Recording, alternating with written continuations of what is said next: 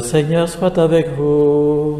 Et avec votre esprit. Évangile de Jésus-Christ selon saint Matthieu. Gloire à toi, Seigneur. Jésus disait aux grands prêtres et aux anciens du peuple: quel est votre avis? Un homme avait 2 fils. Il vint trouver le premier et lui dit: mon enfant, va travailler aujourd'hui à la vigne. Celui-ci répondit: je ne veux pas. Mais ensuite, s'étant repenti, il y alla. Puis le père alla trouver le second et lui parla de la même manière. Celui-ci répondit: oui, Seigneur. Et il n'y alla pas. Lequel des 2 a fait la volonté du Père? Ils lui répondent: le premier. Jésus leur dit: amen, je vous le déclare, les publicains et les prostituées vous précèdent dans le royaume de Dieu. Car Jean-Baptiste est venu à vous sur le chemin de la justice, et vous n'avez pas cru à sa parole. Mais les publicains et les prostituées y ont cru. Tandis que vous, après avoir vu cela, vous ne vous êtes même pas repentis plus tard pour croire à sa parole. Acclamons la parole de Dieu. Gloire à toi, Seigneur Jésus. Nous entendons dimanche après dimanche ces temps-ci des paraboles de Jésus, du moins des comparaisons, où il essaye de faire prendre conscience à ses auditeurs d'un certain nombre de réalités spirituelles. Et vous avez vu, aujourd'hui, c'est tout de même pas difficile à comprendre. Il y en a un qui dit oui, mais qui fait non, et l'autre qui dit je ne sais plus, je suis perdu. Qui dit non, qui dit oui et qui fait non. Voilà. J'employais exprès les deux termes, dire et faire, pour la bonne raison que précisément, on voit bien dans cette petite parabole que dire, ça ne suffit pas, et qu'on peut dire faux, et qu'on peut cependant faire juste, faire vrai. Alors c'est compliqué, mais au fond, ce qui compte, ce sont les actes. Ce que Dieu attend de nous, ce sont des actes. Et il attend un oui qui ne soit pas seulement le oui qui provient des lèvres, mais un oui qui soit en acte, en parole, qui s'exprime à travers les actes. Évidemment, cette petite parabole s'adresse aux religieux de son temps, à Jésus, mais elle s'adresse aussi à nous, évidemment, parce que c'est tellement, j'allais dire, généraliste dans la problématique que nous nous y retrouvons aussi. Elle s'adressait aux pharisiens parce qu'avant Jésus, vous l'avez entendu, il y avait quelqu'un qui était passé qui s'appelait Jean-Baptiste, le cousin de Jésus, et qui avait remué les foules à l'époque pour les préparer à la venue du Messie juste derrière lui.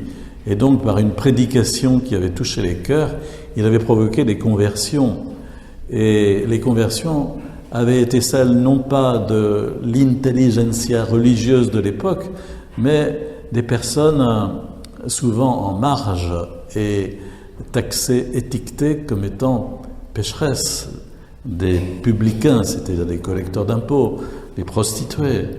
Alors voyez la tête qu'ils ont dû faire lorsque Jésus leur dit « Les publicains et les prostituées vous précèdent dans le royaume de Dieu ». Ça, j'imagine, ça a du mal à passer. Mais pire, Jésus va leur dire que, regardez, ces gens-là, eux, ils ont écouté et se sont convertis à la parole de Jean-Baptiste, et vous avez vu ça, que ça faisait bouger les lignes, ça faisait bouger les personnes. Mais vous-même, vous ne vous êtes pas convertis, vous ne vous êtes pas repentis. Donc, problème aggravé, vous comprenez bien.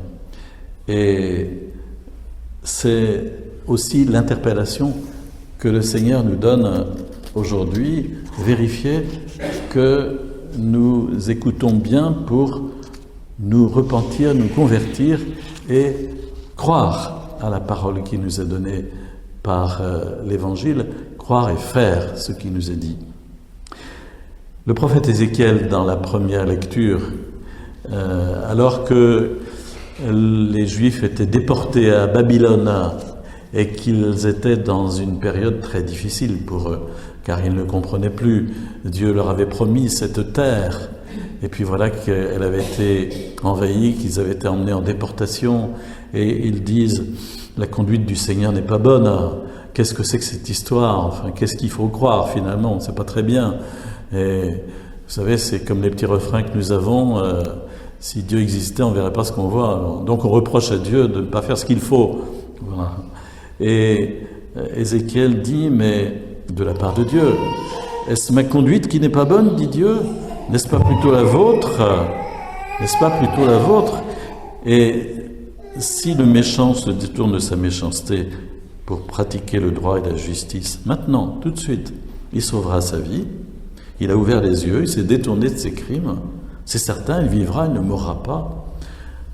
Donc il les appelle à se repentir, changer d'attitude, se tourner vers Dieu, croire en Dieu, espérer en Dieu, qui a permis effectivement cette épreuve pour les aider à se tourner vers lui.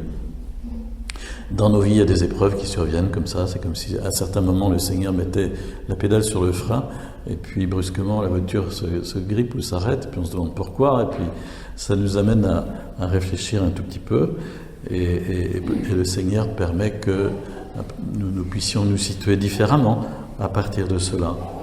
Mais vous voyez, il n'est jamais trop tard pour bien faire, et c'est peut-être effectivement l'une des choses que nous pourrions recevoir de ces passages de la Bible que nous lisons aujourd'hui. Il n'est jamais trop tard pour bien faire. Peut-être qu'un autre évangile aurait pu être choisi aussi quand on a fait le lectionnaire et les passages bibliques. On aurait pu choisir le brigand pardonné sur la croix à côté de Jésus, qui était vraiment quelqu'un de peu recommandable, puis qui au dernier moment a eu ce sursaut de dire « Seigneur, souviens-toi de moi quand tu viendras dans ton royaume », qui s'est tourné vers le Christ.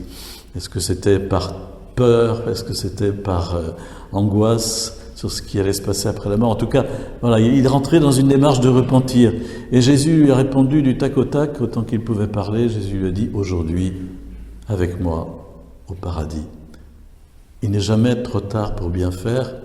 Et nous ne devons pas nous permettre de dire « Regardez, tous ces gens qui sont autour de nous, qui sont incroyants, qui sont loin de Dieu, mais qu'est-ce qu'on va pouvoir faire? Nous devons être dans l'espérance et savoir que simplement nous avons à leur proposer de faire un petit pas vers Dieu en tournant leur cœur vers lui, et le Seigneur acceptera ce repentir, cette démarche, et les attirera à lui. Tout est possible, tout est encore possible, il n'est jamais trop tard pour bien faire. Voilà, simplement retenons cela et demandons aussi certainement la grâce de pouvoir dire nous-mêmes un vrai oui, de sorte que nous puissions en entraîner d'autres à notre suite pour dire oui eux-mêmes. Mon enfant va travailler aujourd'hui à ma vigne. C'est l'appel qui retentit. Alors c'est pas seulement un appel à l'engagement.